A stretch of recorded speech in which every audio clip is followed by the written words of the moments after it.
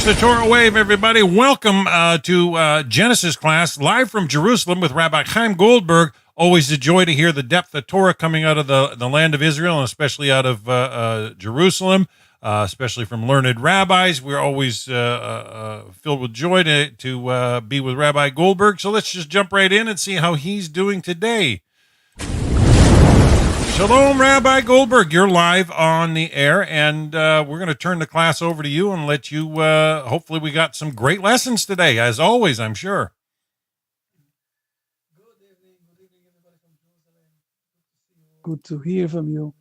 In the last 2 weeks, we had a Shavuot celebration on one side, then we had the big campaign that we did here, fundraising that we did in Israel. Thank God. You know what, for a moment, I'm going to show you, it will help a lot of things that we're doing here. Stop the recording for a moment, Dan. Recording stopped. Just for a moment. Okay, you're muted.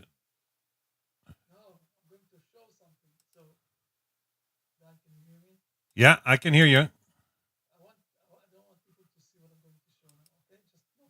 Okay, let me just break away from that.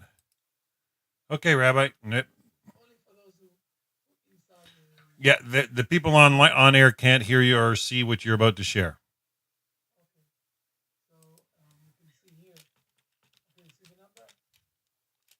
Oh, beautiful. Mazel tov.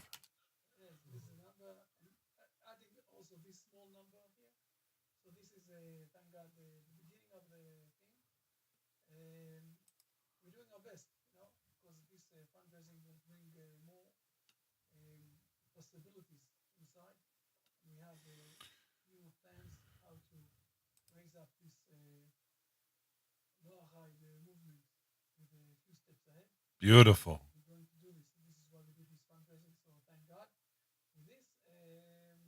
Exciting.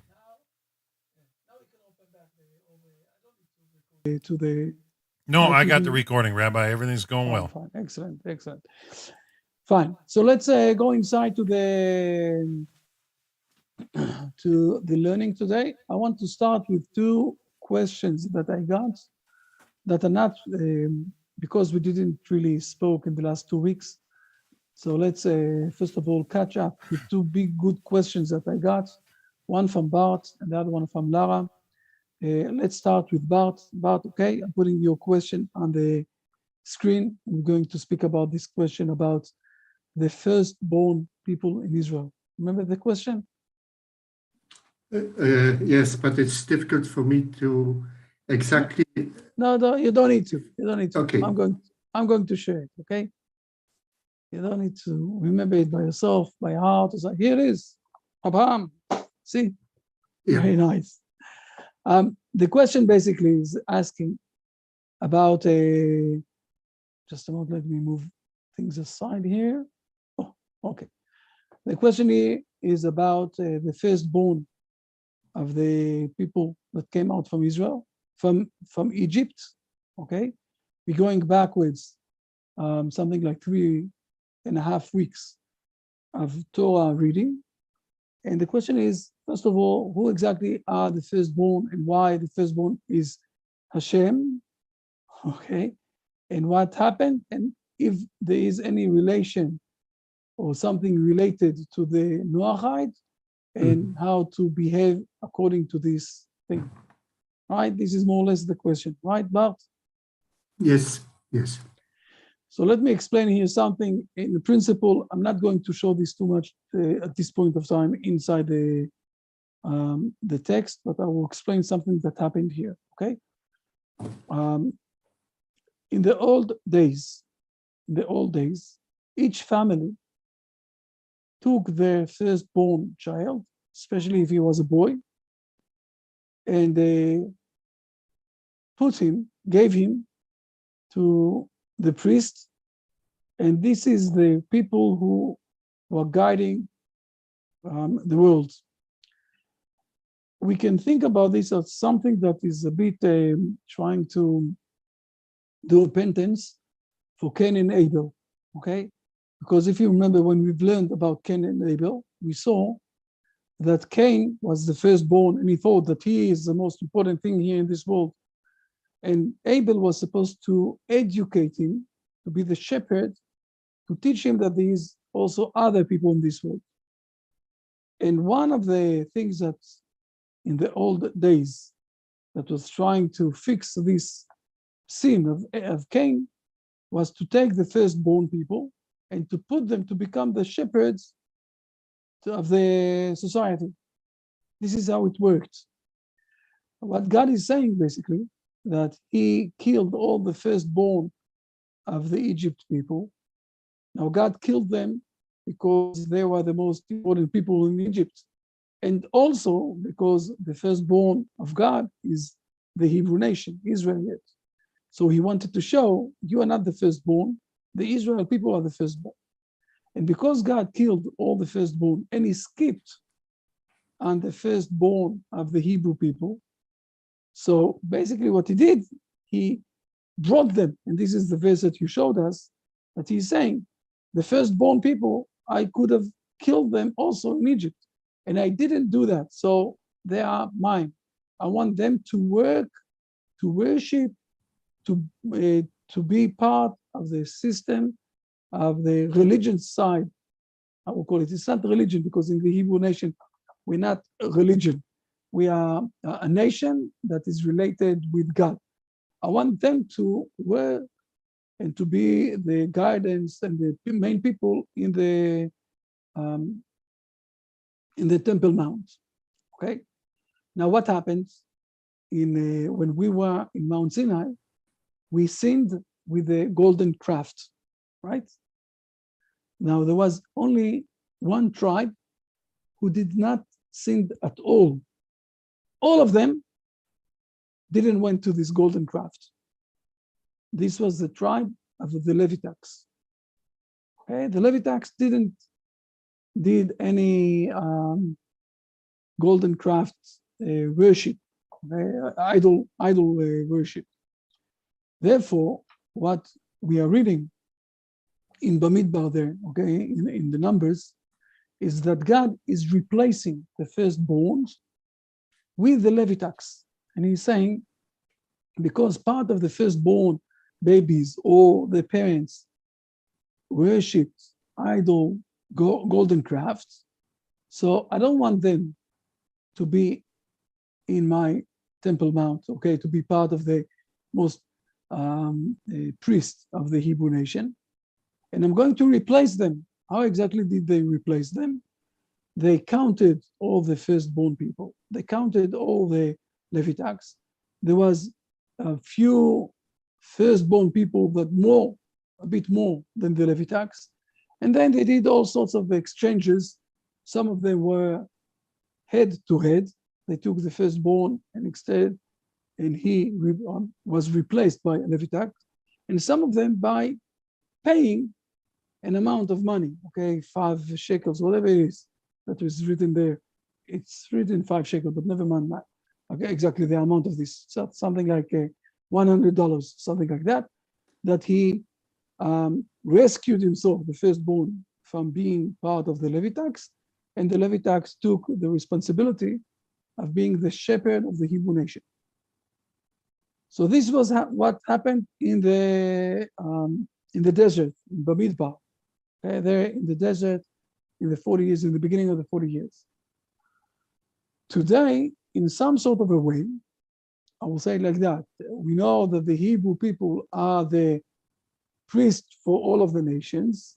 Today, we're in a situation where the Noahide people who took on themselves to become a Noahide at this point of time of history, even though it's growing up and everything else, because we are not yet in a situation where we are in the turning point where so many people of the world are speaking about the Noahide, but we're still in the beginning.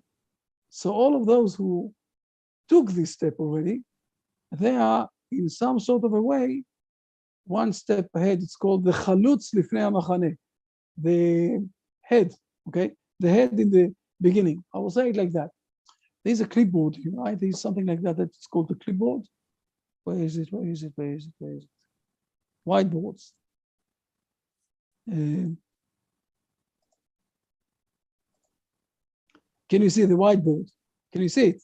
Yes. Can you Yeah, see it? yeah. There is a, okay. When, for example, okay, there is a diagram. This is how you say it in English, right?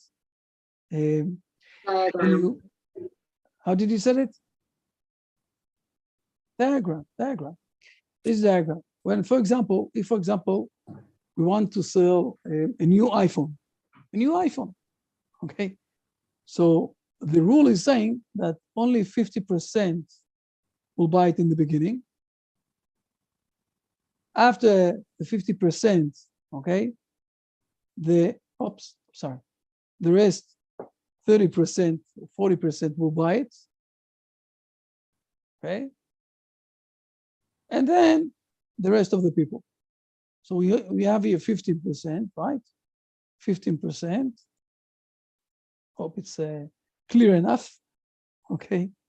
15% that are starting, taking the first step. So what exactly Apple is doing?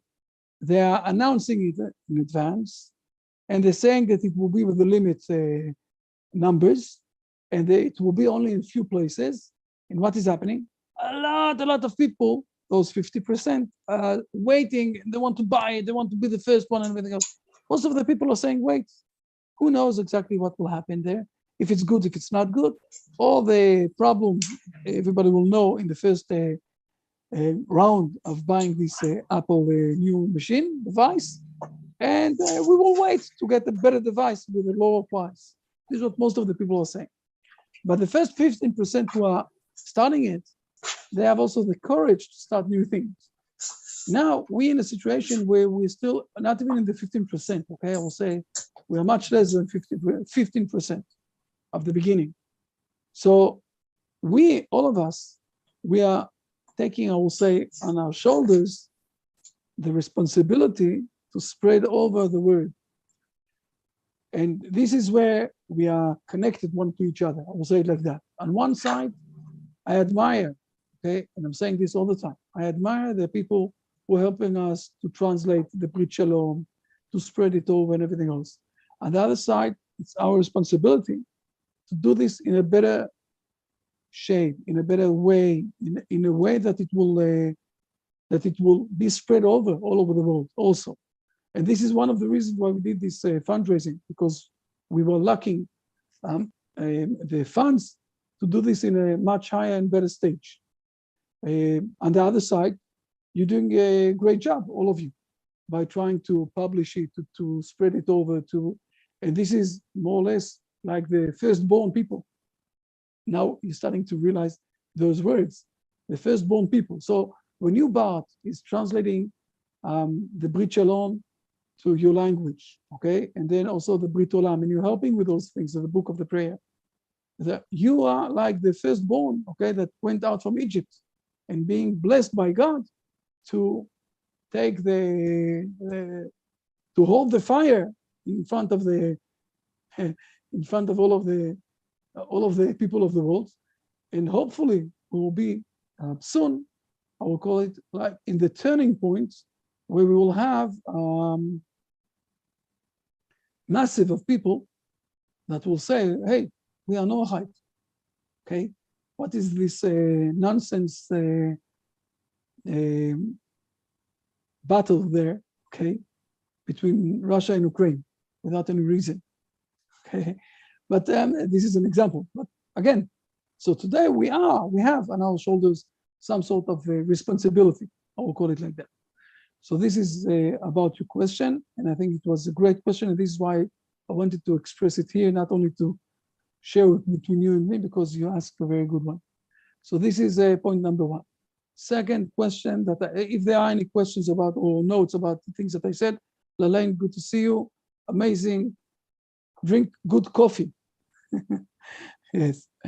If there are any notes, questions, something that you want to say about this thing, fine. If not, I will continue to the next question. A very good one that we need to speak about this also. Everything is fine. Excellent. Tuning tools just open the, yes, the Modax, yes, I understand.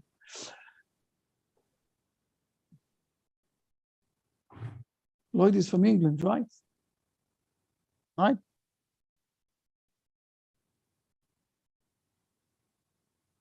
Okay. I got another question from Lara. Okay. Now I need to say something up front. Say it like that. Our sages are saying that you must learn exactly how to bless God before you eating anything, because it's a bit complicated where to what exactly to bless and when to say what, and what is the first one blessing and what is the second blessings, because there are blessings also that are more, I will call it a general blessing. And when you saying the blessing of the general blessing, it's including also other small things. And then you cannot bless for the small things because you already blessed it with the general blessing. I will give an example, okay? There is a blessing for the trees, for the fruits that is coming from the trees, okay? And there is also blessings for the things that are growing from the ground. Now, if you're blessing, okay, let's say, for example, the carrot or cucumber, I hope that everybody knows those words, and it's in English words and not German words. Okay, carrots, cucumber, those things. You're giving a blessing before you eating. You praising God, who created everything from the fields. And when you eating from an apple tree from the tree, okay, an apple or pineapple or something like that, you're blessing God who gave us fruits from the tree.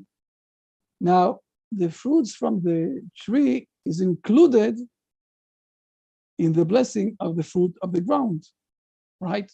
Because the tree is also coming from the ground, but it's a particular, something, more particular in this thing.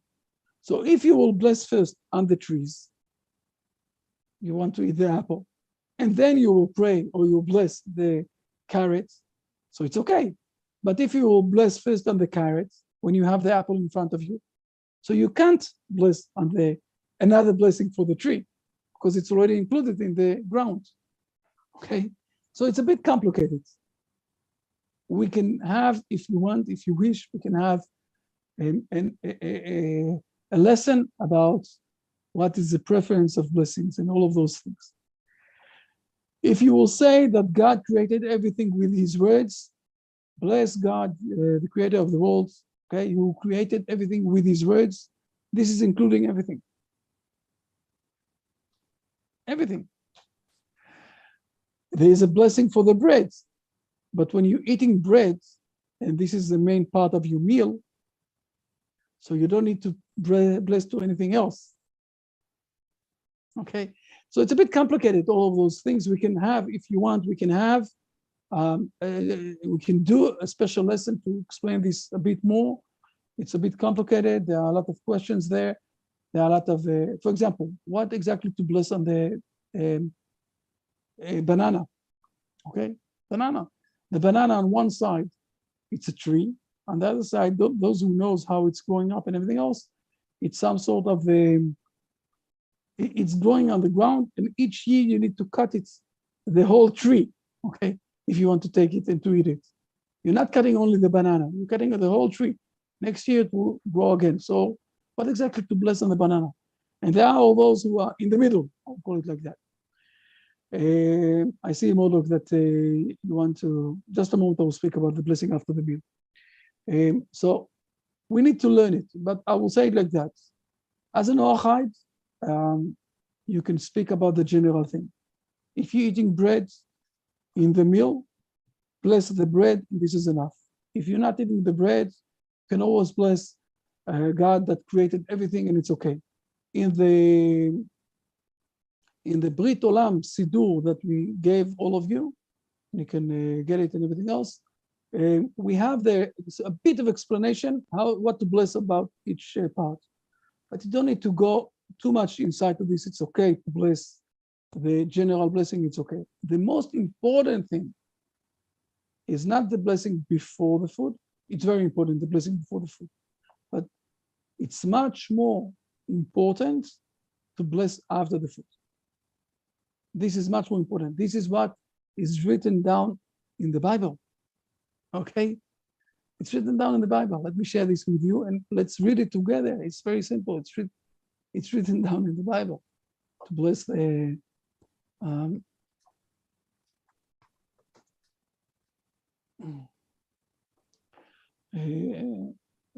what is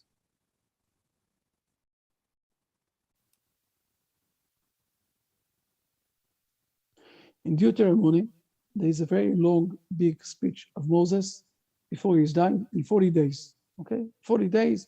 All of Deuteronomy was being said 40 days before Moses died in front of all of the Hebrew nation. And it starts with a very long, I would call it a speech about all the things that happened in the desert in the eyes of faith. So to understand a bit of things of faith that you need to do. And one of the things that is written down here, please read verses 3 and 4. 3, 4, and 5.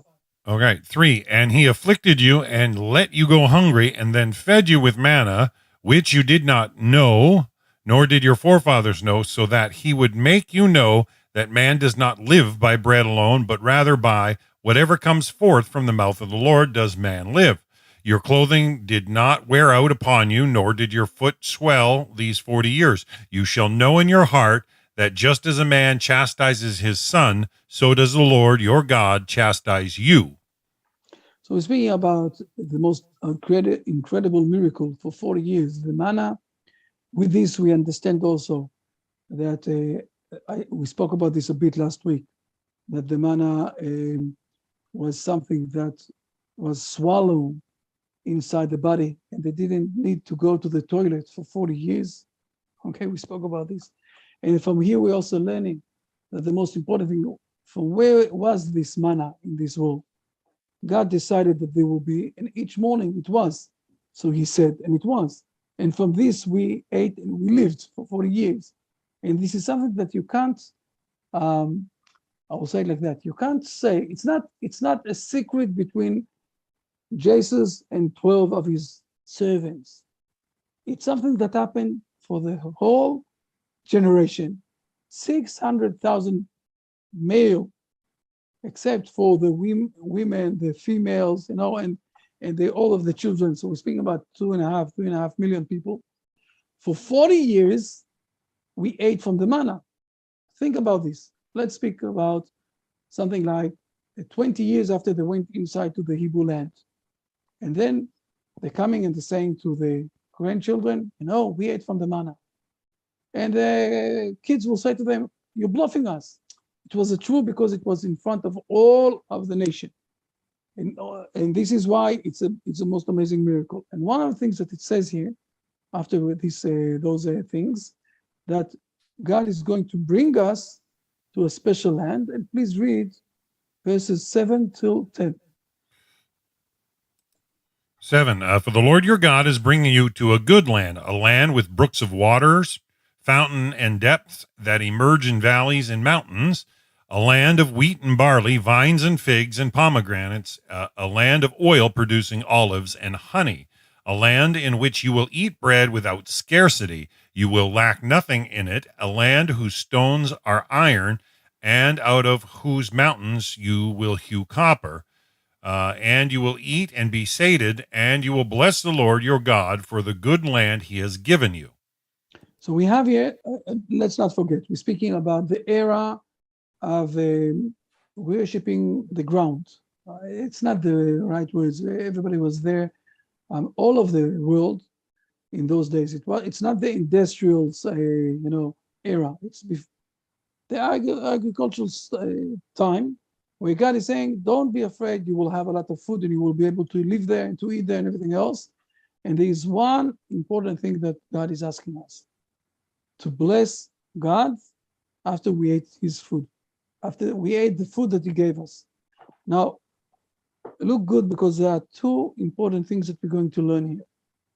The first one is that if I remember correctly, if you want to eat a donut or if you want to eat bread, you can't take it from the tree.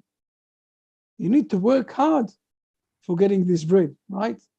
You need to have the wheat, and after the wheat, you need to grain it and everything else. You know, there are a lot of, there's something like 13 different things that you need to do until you're putting it inside the oven and you're eating the bread.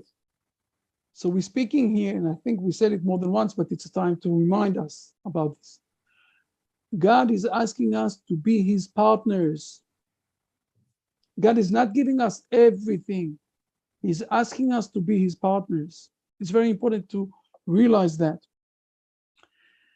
If you ask the old Greeks, how exactly we have the fire, you know, one of the main differences between men and the animals is that we are controlling the fire. We can organize machines, you know, through the fire. We can build up airplanes, we can build up cars because we are controlling the fire. And the animals don't know how to control the fire. So ask the old Greeks, how exactly we have the fire? And they will tell you a very interesting story about the aliens, okay? And the one who stole the fire from the aliens because he was angry at them, and he gave it to men, and they caught him and they put him in the Ararat area, and every day the birds are eating his liver, you know, and it's growing up. We're speaking about some sort of a contradiction or some sort of that the aliens and the human being are in some sort of competition one with each other. If you're asking the Hebrew nation how exactly we have the fire, so the story is saying that after God kicked Adam and Eve from Eden, and they sat down, it was the end of the Sabbath, and it was dark, and he was afraid that now the world is going to be dark because he did the sin. And God said to him, no. This is how the world is working. In the morning, every morning there will be the sun, every night there will be the darkness. And if you want the light, here are two stones, do them together, one to each other, bring the one against each other like that, and you will have the fire. We're speaking about a situation where God is teaching man how to light up the fire. This is the Hebrew nation.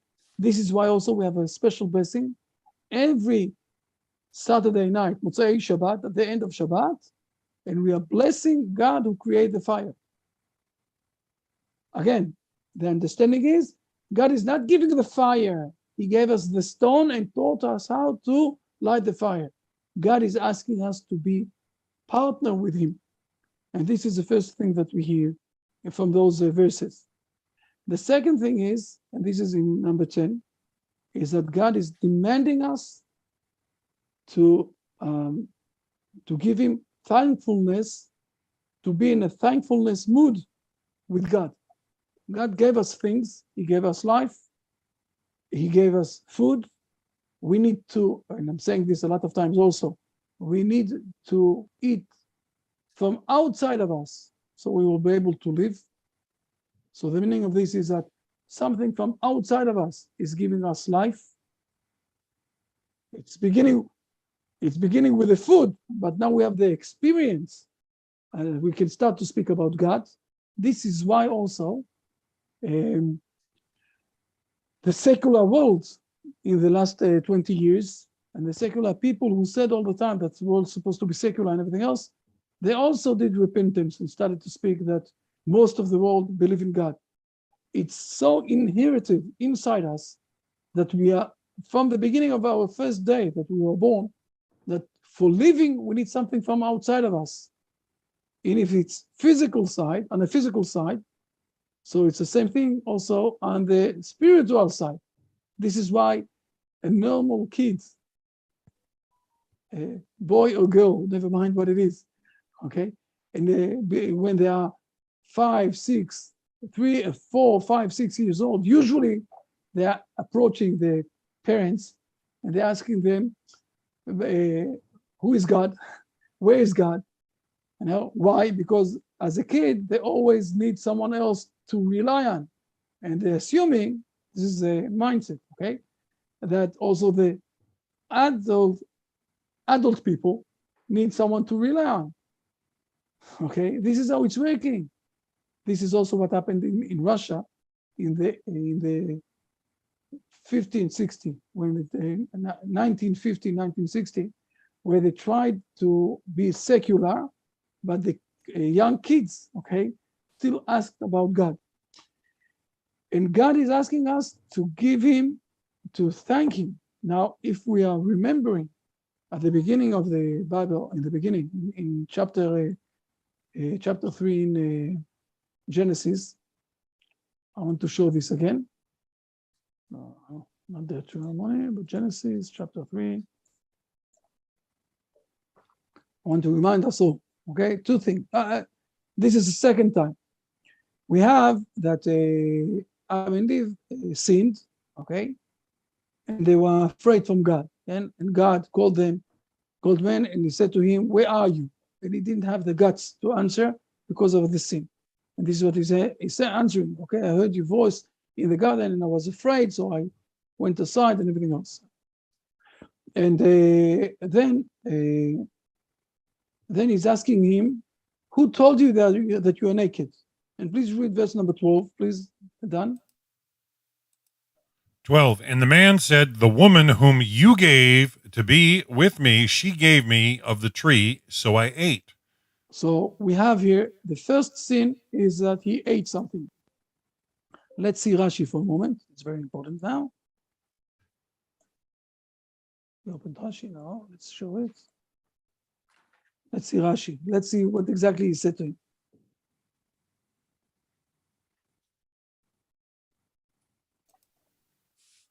Whom you The gave woman- to be with me. Here Adam showed his ingratitude. Very simple. Not only you ate from the thing that I told you, from the tree that I told you not to eat, I gave you a woman that she will be a partner with you, and you're saying to me, she's the most horrible thing here. It's just the opposite than what the Christian world is speaking about. Adam is ingratitude here, not anybody else. And this was a very hard sin with him, especially when we are looking in chapter 2. Let's go back for one chapter. And we're looking at chapter 2, and God completed everything that he did in this world. And please read verse number 5. 5. Now no tree of the field was yet on the earth, neither did any herb of the field yet grow, because the Lord God had not brought rain upon the earth, and there was no man to work the soil. Now Rashi is explaining it a bit. Please hear, because Not Please caused read it this. to rain, because there was no man to work the soil, and no one recognized the benefit of rain. But when man came and understood that they were essential to the world, he prayed for them, and they fell, and the trees and the herbs sprouted. So we have here someone who is starting to understand, to recognize the benefit, and he's praying to God. This is where you're saying The basically, dawn of agriculture, sure. and he's turning and he's speaking about thankfulness to God to bring the rain. So the main important thing that God wants us to do, and I think I said it once, and I'm going to say this again. Listen good. Be careful with what I'm going to say. In a moment, Lara will have time to ask. Listen good to what I'm going to say. God, the Almighty, can do everything, but there's one thing that he cannot do. He can't say thank you, because he's all the time giving. He is giving life. He is giving the manna. He's giving everything. No one can give him anything, right? What can we give God? We have nothing to give God. He is the one who is giving. So there's one thing that he cannot do. What he can't do, he can't say thank you, right? This is the only thing that we have advantage of God, if I will call it like that.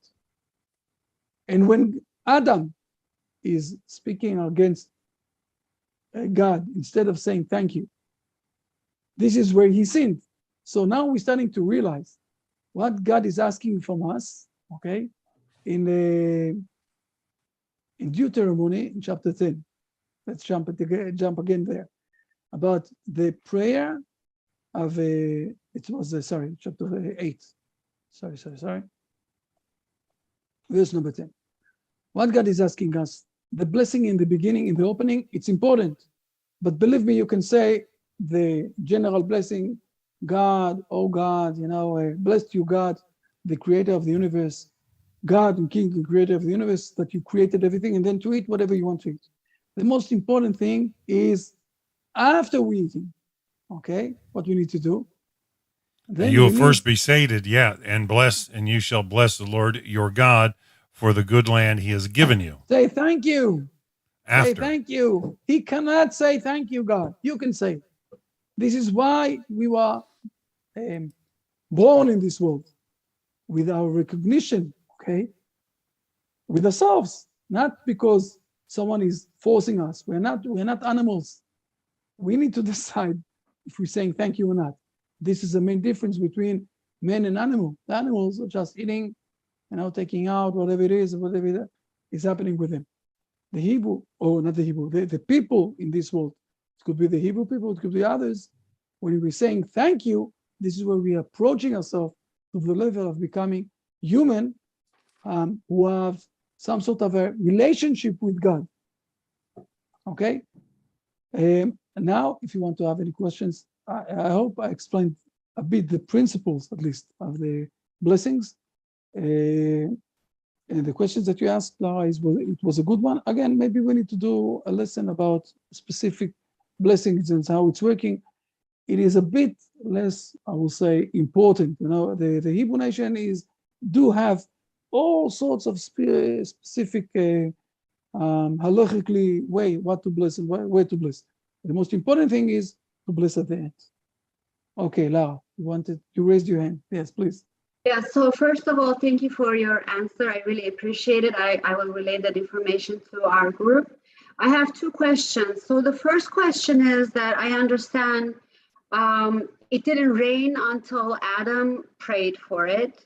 So can we assume that gratitude is within our genes, in our nature, and that we choose to be grateful or not? And how did Adam realize that he had to pray for the rain? I know it's a bit confusing because I am confused.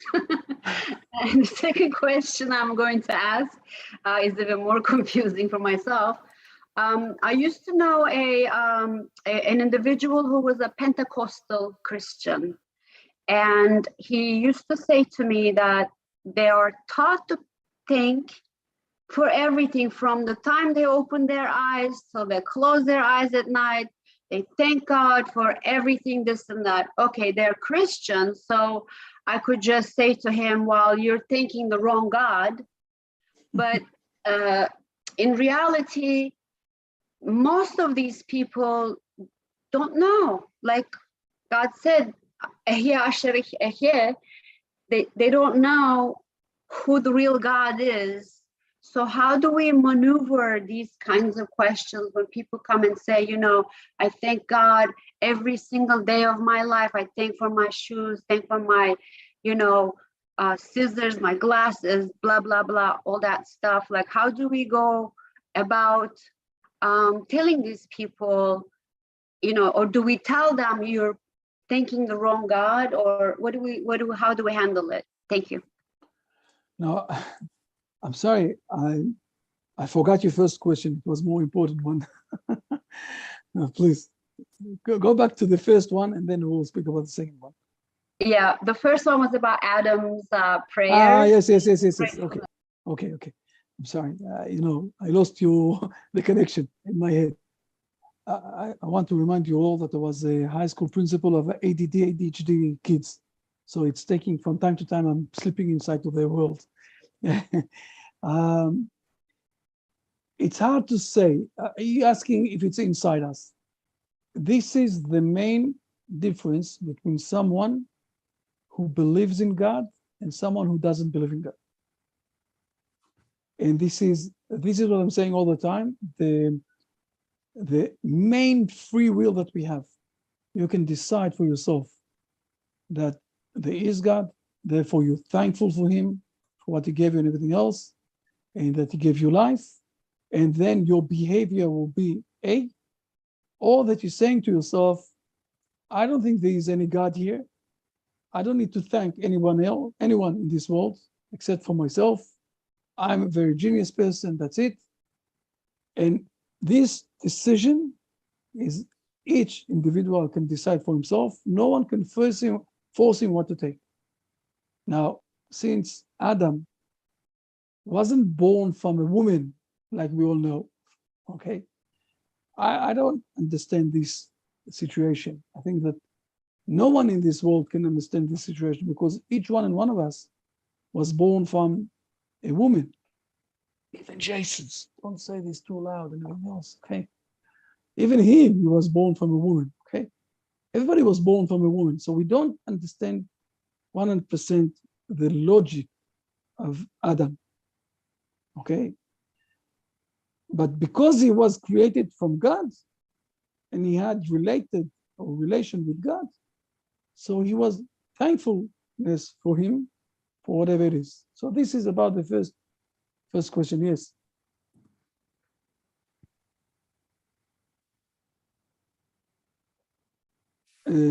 Now about your second question, it's much easier for me to answer you today about your second question. Okay, there is for everything there is I will say the middle way.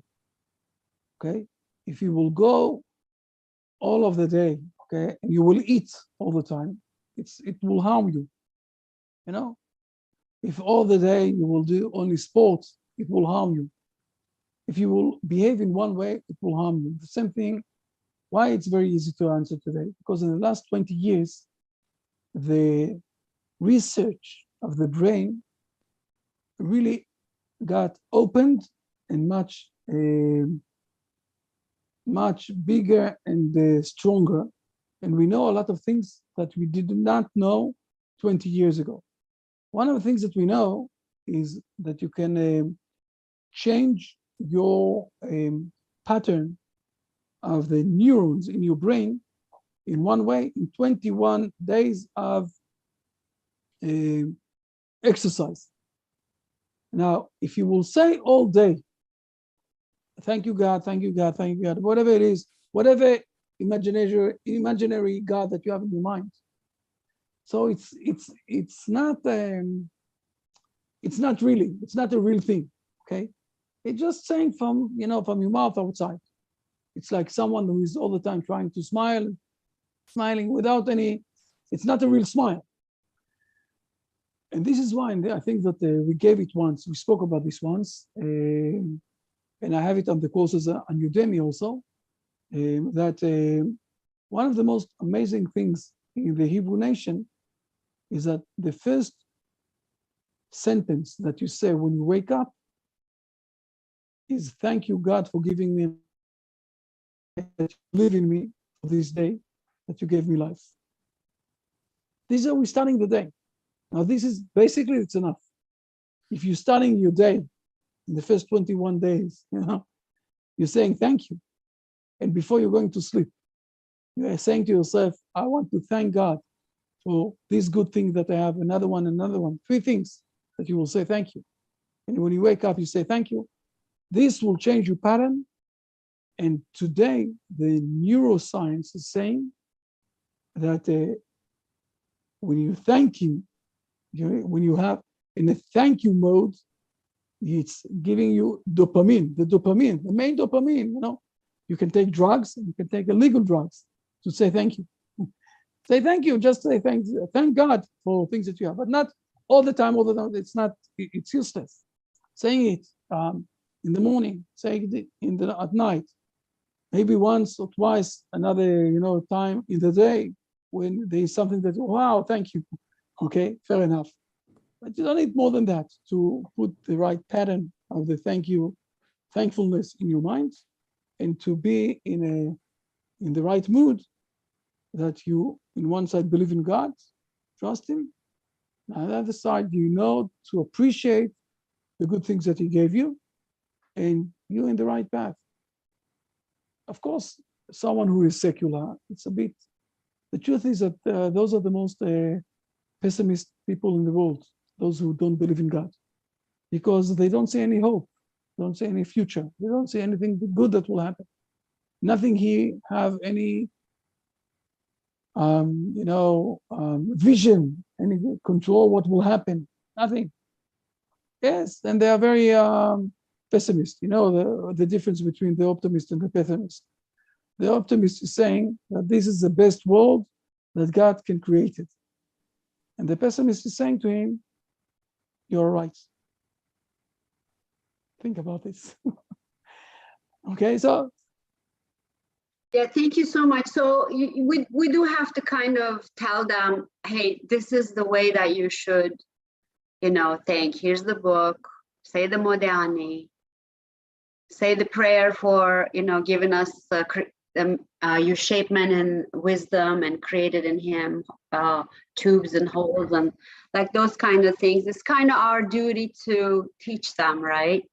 Yes, but but we need to remember, if someone doesn't want to learn, it won't help us to say to him what he is supposed to do.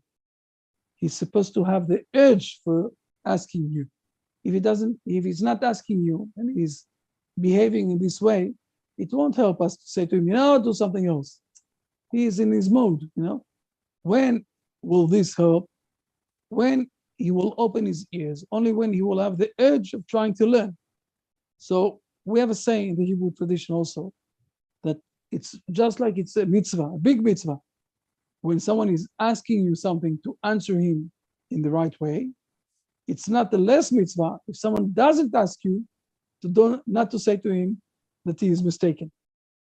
Okay, I have for a very long time, I think that more than 20 years, a lot of times, students of mine, kids of mine, people that I'm in charge, or people that are next to me, they're asking me advices, or they're coming and saying to me all sorts of things. And I have a rule: if someone is saying to me that he decided to do this and this and this, even if I think that it's a wrong thing for him, but he's not coming and asking me, he's saying to me that this is what he's doing, I'm blessing him, I'm saying to him that it will be good, I'm blessing him that he will manage to take the main thing from his ideas and what he wants to do. If he's asking me, I'm saying to him what I do believe in. So in the same thing, if you will find someone like that he believes in Jesus, and he's all the time, thank you, it won't help to speak with him, okay? But if he is some sort of a crisis, starting to ask questions, want to listen to you, this is where you have the obligation. We're connecting this for the first part of the lesson, or the first part of the meeting of today. Okay, what about us? When someone have the opening of, oh wow, I want to understand, this is where we can explain a lot of things, we can discuss a lot of things. And if you're asking me, if you do this with questions, it will really open people. Okay, so this is also a very important point that we need to remember. Thank you so much, Rabbi. Okay, what we didn't do today, we didn't open Genesis, so we need to go back to Genesis. Dan, we're not going to go now, at this time of the lesson. Dan, where exactly we are holding? Do you remember? Let me open it. Let's see, for example. And as a good, I will call it a high school principal, I will give you a bit of homework. It's okay? Is it okay? Fair enough. We did chapter 24, just a moment. Yes, but this very important thing here. Yes, we finished chapter 24. We're going to chapter 25. Chapter 25,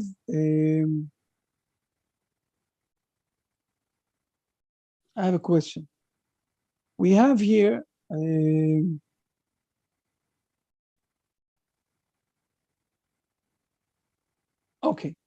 First of all, please read this chapter for next week, okay? But I have a very big question here that I want you to think about. And this is something that if you want, you can send me an email. You can wait till next week or something like that. My question is very simple. Please read verse number 5.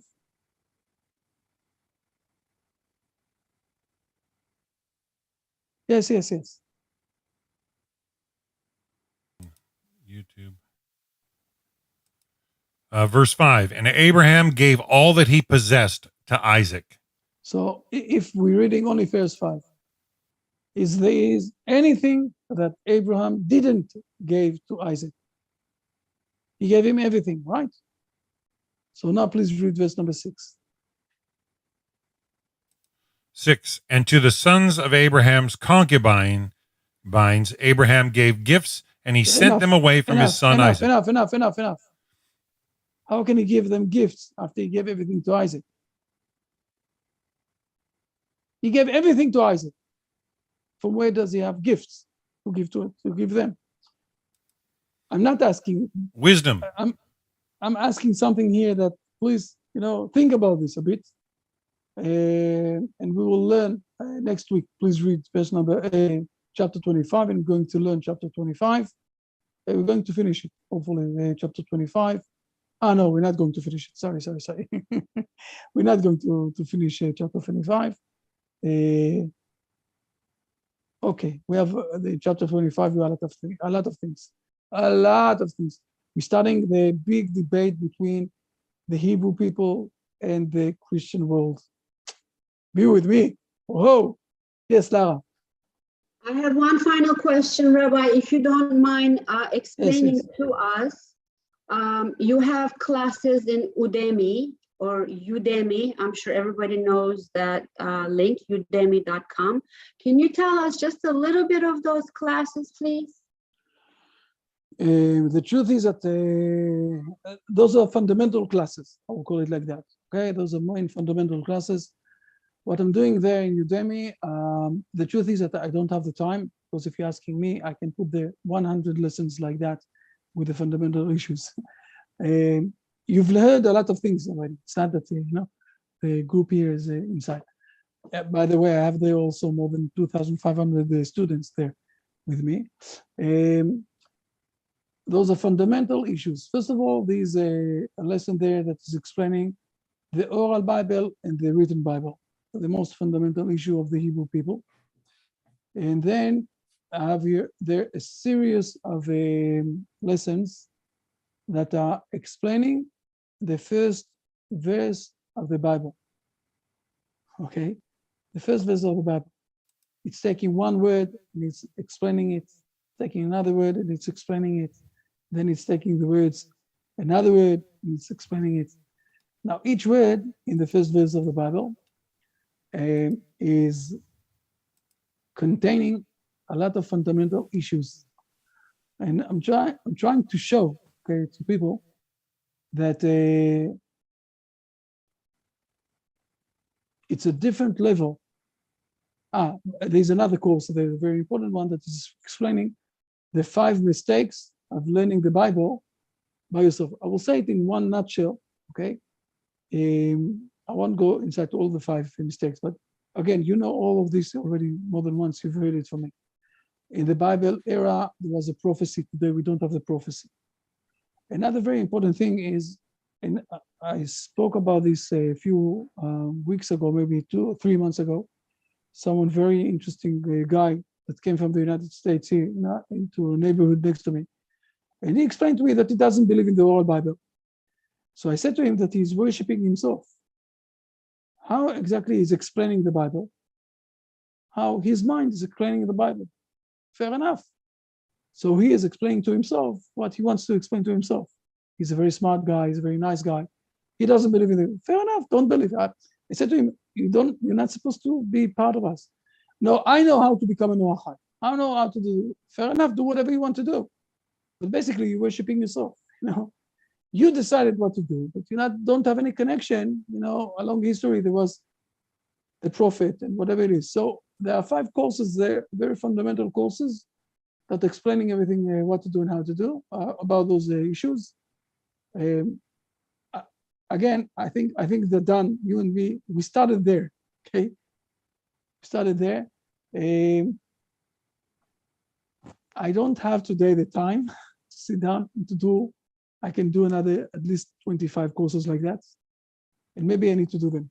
Maybe I need to, to give myself in the next coming few months. We'll do pray something for like that time for also. you. Maybe someone here have the 25th hour of the day, maybe, so we can organize, because there are more fundamental issues like today that we spoke about, for example, the gratitude side. But this, by the way, this is something that I'm explaining there in Udemy.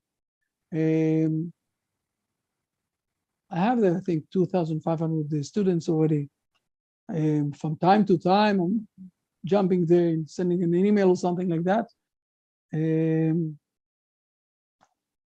someone have hesitation about the Noahide and everything else, lead them there, to the courses there. It's not. It's something. I think it's a good.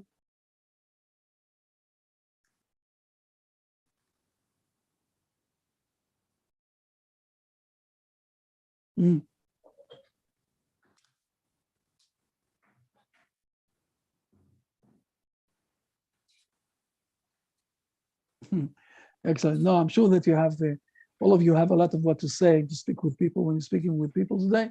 After all, we already more than 3 years together, I think. Right? Amazing. Amazing, everybody. I will say one more thing. Dan, you said that there's going to be we're going to do a conference. Right? Maybe speak with Angela and Mike, okay? Because on the way, I can go to England, but we need to organize a conference there. Oh, so you can fly to London before you come over the pond. Or on the way back, let's see. Yeah. Maybe we need to organize something. Well, yeah, that's in November. If you're asking me, maybe we can also go through Holland. No, maybe Holland we will do, Netherlands, and this we will do in a different time. We can't do everything in one day. No, but we need to organize also. No, the truth is that to Canada and to the United States, I won't go with Rabbi Sherky won't come with me, but to Europe, especially because we have also the French people there, so we will go. Rabbi Sherky also will come. Those are two different times that we're going to go. One of the things that we have in the timetable of this year, okay, is to go to the places. I know the Corona finished. Now we want to be in the places to visit again. We know how much it's lifting up the movement of the Noahide when we are in the ground, coming to the places. Yes. So hopefully we'll do this also. Okay, fair enough. Even though I don't know how to speak English with a hot potato inside on my mouth, right? Fair enough. Well, I find the more you try to do, the less time you definitely have. And sometimes when you want to target certain things, you get distractions, and you got to stay true and stay on course and be a person of action for sure. Fair enough. But we're also bringing more people inside that will help us, and we are the teachers, I will say, the people that are in charge of the Noahide World Center.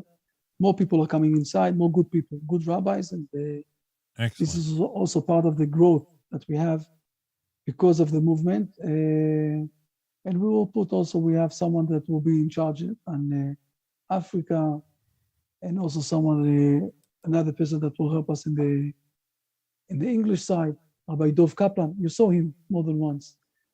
Hopefully, pray for us. We'll manage. We're going to conquer the world. Yeah. Woohoo! Excellent. Well, Rabbi, we always appreciate. So we are on for next week, right? And we've got to study Genesis chapter 25, read the chapter, and really focus on verse 5. and we look forward to hearing what you have to share on that. On that note, if we're ending today, I am on at 5 p.m. Eastern with our Rabbi Ingber. our Working Together series with the Nativ group and Rabbi Ingber having open Q&A, and hopefully if you want to attend, folks, we'll be live here on the Noahide World Center social media, and we hope to see you then. So we're going to sign out, Rabbi. Yes. Thank you, everybody. And also Ubido, right? This is your name, Ubido? Yes, And you in England or? I'm in Right. England. Fair enough. Excellent. Yeah. It's All the more probably reason to very make that far trip from for Angela and sure. Mike, no? Yeah, we're always in touch. Fair enough. All right, Also, I'm the gonna German people- sign off of YouTube, and we'll be back in a few hours with our Working Together broadcast at 5 p.m. Eastern. That's 4 p.m. in Central Texas area, and that's 2 p.m. for me and here in the Pacific. So have a wonderful, wonderful week, folks. We'll be back next week with more Genesis class. So make sure you read Genesis chapter 25. Bye for now. Bye, everybody. Thank you very much. Have a great Bye. week. See you all. Thank you, Rabbi.